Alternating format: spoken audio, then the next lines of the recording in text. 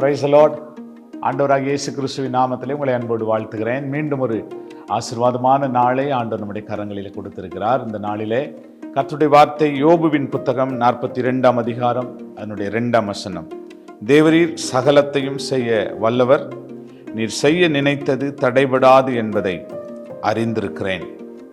ஒரு அழகான வார்த்தையை நம்ம வாசிக்கிறோம். யோபு கர்த்தரை அறிகிற அறிவுக்குள்ளே அவர் சரியா இருந்தார். கர்த்தர் யார் என்பதை அவர் அறிந்திருந்தார். தன்னுடைய இழப்புகளின் மத்தியிலே எல்லாவற்றையும் இழந்து போய் வேதனையோடு நின்று கொண்டிருக்கிறார். இன்னொரு பக்கம் சரீரம் முழுவதும் பலவீனம், சரீரம் முழுவதும் வேதனை. இன்னொரு பக்கம் நண்பர்களால் குத்தப்படுகிற ஒரு அனுபவம்.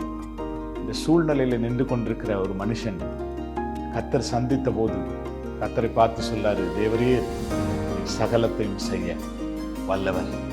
எத்தனை ஒரு அழகான அறிவு பார்த்தீங்களா ஆண்டவரை குறித்து.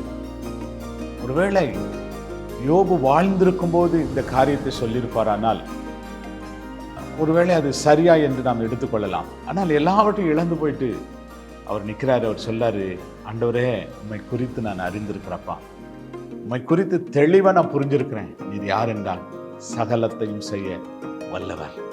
இன்னைக்கு அருமையான தேவ பிள்ளைகளே, இழப்புகளின் மத்தியில் நிற்கிறீங்களோ, சோர்வின் பாதையில் ஓடிக்கொண்டிருக்கிறீங்களோ, வேதனையின் பாதையில் நீங்கள் ஓடிக்கொண்டிருக்கிறீங்களோ, ஒருவேளை கடன் பிரச்சனையில் ஓடிக்கொண்டிருக்கிறீங்களோ, ஒருவேளை புறக்கணிக்கப்பட்ட நிலைமையில் ஓடிக்கொண்டிருக்கிறீங்களோ, நம்முடைய ஆண்டவர் யார் தெரியுமா?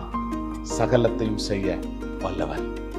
இந்த அறிவு யோபுவுக்குள்ளே கடந்து வந்த போது வேதம் சொல்லுகிறது, யோபுவை கர்த்தர் அவன் இழந்து போன எல்லாவற்றையும் 2 மடங்கு கொடுத்து அவனை ஆசீர்வதித்து பூரண வயதுள்ளவனாய் வாழ கர்த்தர் உதவி செய்தது போல ஆண்டவர் பார்த்து சொல்லுவோம், ஆண்டவரே உண்மை குறித்து நாங்கள் அறிஞ்சிருக்கிறோம்ப்பா, சகலத்தை செய்ய வல்லவர். சொல்லுவோமா?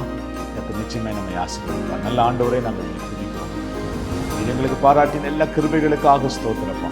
தேவரீர் சகலத்தையும் செய்ய வல்லவர், செய்ய நினைத்தது தடைபடாது என்ற வசனத்தின்படி சகலத்தையும் செய்து எங்களை நீர் ஆசீர்வதிக்கும்படி நாங்கள் ஜெபிக்கிறோம். கிருபை மாத்திரம் வெளிப்படட்டும். இயேசுவின் நாமத்தில் வேண்டிக் கொள்கிறோம் நல்ல பிதாவே.